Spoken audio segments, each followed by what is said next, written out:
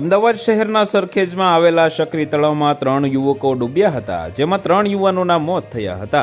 આ ઘટનાનો તળાવ કિનારે ઊભેલા કોઈ વ્યક્તિએ વિડીયો ઉતાર્યો હતો તે સામે આવ્યો છે।